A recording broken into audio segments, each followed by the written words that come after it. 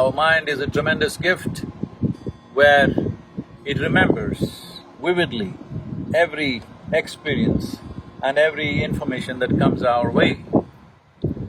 Well, this can be transformed into a phenomenal imagination, but if you lose control over your imagination, if you lose the discrimination as to what is imagination and what is reality, what is future, what is present and what is past, then your mind will become your greatest enemy.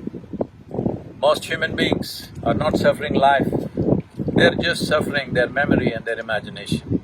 What happened 10 years ago, they still suffer. What may happen day after tomorrow, they already suffer. This is not about life. This is about lack of control over two most fantastic faculties that human beings have, a vivid sense of memory and a fantastic sense of imagination. Do not worry about your future. If you do your present well, future will naturally blossom. We can only work with what's on our hands right now. You cannot work with what's on your mind. You can plan for what's on your mind, but you cannot do anything about it. You can only act in the present moment. You can only handle what is there right now. Those of you who too engrossed in your own thoughts and emotions, constantly being maybe on social media or something, I think you must get rid of your phone and take a walk in the forest. If it's not possible every day, at least 1 or 2 days in a month, you might get lost somewhere. Just be in nature all by yourself, walk, sit, observe. If you pay enough attention, you will see. You will be so enchantingly enamored by every little thing in the existence because the way a single ant is made is too much for you and your intelligence to grasp exactly how this is made. Those who have not peeled their eyes to the creation get too enamored with their own mental creations, which is their thought, the juicy part being emotion.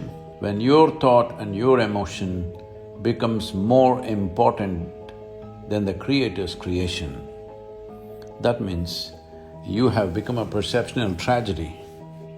You have not realized the nature of life at all.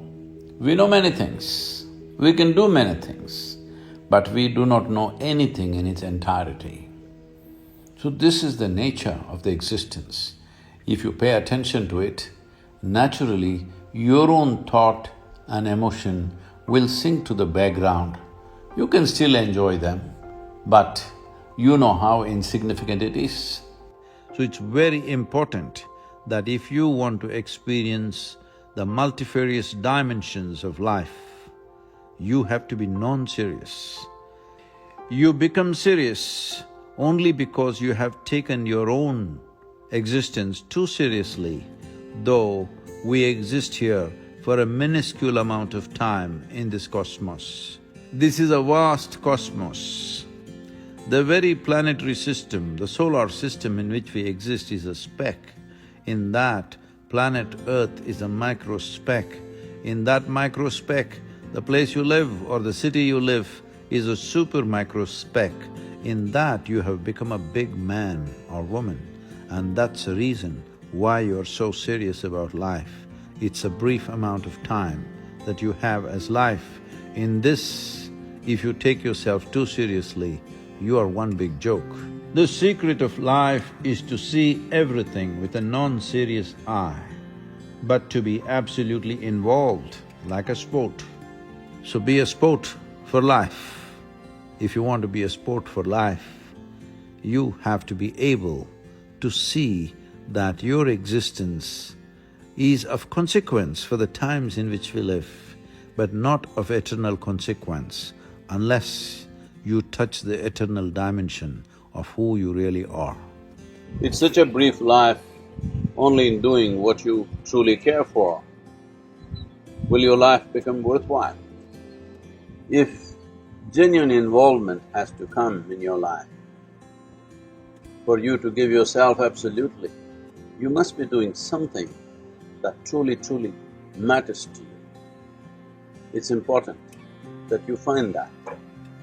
When I say it's important to find that, you don't have to spend half your life looking for what is my passion. No, you just have to dig into this ability of you making everything yours. When everything is yours, this whole world is yours, this cosmos is yours. So when it is a part of you, if you involve yourself absolutely and constantly strive to create what matters to you, what you really care for, then your existence itself will be worthwhile. Not necessarily your actions, not necessarily what you achieve and may not achieve, but your very existence will be truly worthwhile, because just to breathe and be is a phenomenon. There is no greater phenomenon than life. If this is not worthwhile, what is?